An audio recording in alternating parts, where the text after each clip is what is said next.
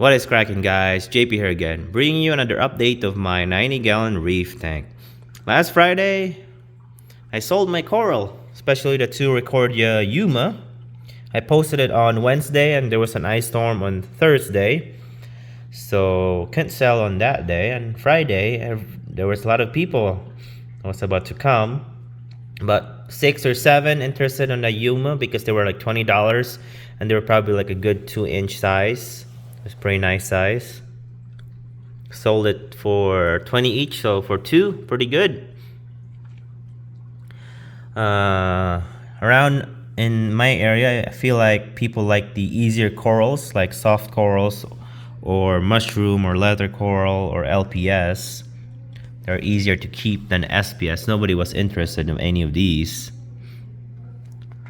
so we'll see. Once these start growing more, I'm gonna frag these, the same as the Recordia again. This is the Florida, and I'm gonna frag these. And there's more back there for the Yumas. So yeah. Another thing I made a change is I actually turned off my T5s. Only 10K male halide right now. I turned them off. I only turn them on during sunrise and sunset to conserve electricity. And the male halide wise is still the same hours. Looks pretty good. This is the 10K is very white. It's like swimming, snorkeling under the ocean. You can really appreciate the colors of some corals that, and especially the fish too. You can see their true colors.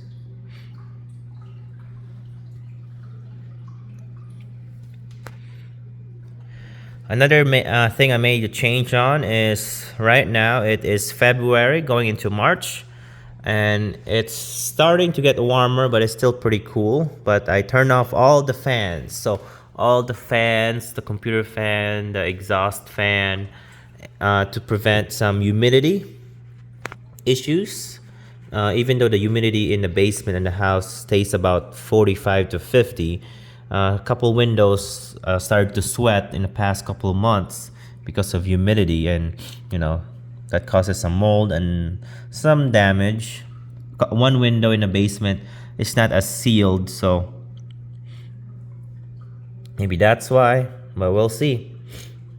Since I have male halide, it is gonna have some heat transfer than LED, so I lowered the temperature down to 76 instead of 77. So that should help some. Right now it's 76.7. That means it probably jumped up about 3 or 4.4 Fahrenheit. So not too bad. Yeah. Here's the logbook today. February 24, 8.5 DKH, not too bad.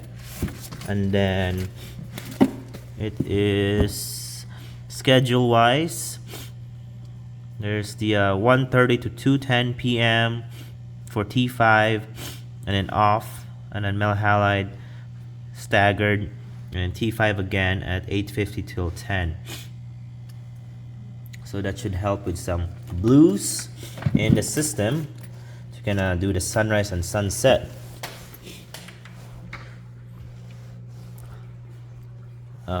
Since it's 76, hopefully in the summer that will alleviate with some heat, because in the past it would go to like 80 or 81 with 78 or 77 Fahrenheit. So hopefully this will go to about 78 or 79. I should be okay without any fans, and that kind of also conserves some heater, or prevent the heater from running too many times. So yeah.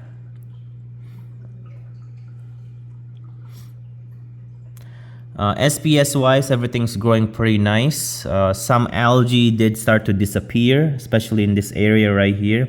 This is used to be coated with bryopsis, I believe, or hair algae. There's still some in the setosa right there, but it's not growing as quickly anymore, which is a good sign.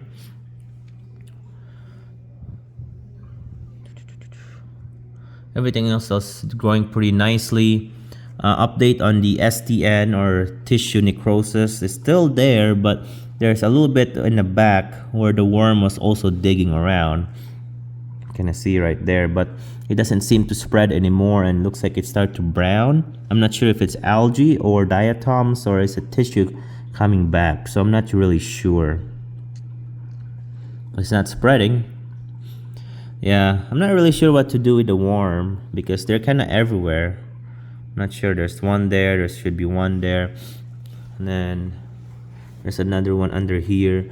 You can kind of see this used to be, the zoa used to be here, and I saw the tube was coming out, and I feel like they probably just cleared some zoas in that area. But yeah, we'll see what will happen. I don't really intend, I don't have any thing I can use to kick him out. I don't want to disrupt the system. But oh well, we'll just see. We'll see in a couple years if I have a big 2-foot worm in the system, right?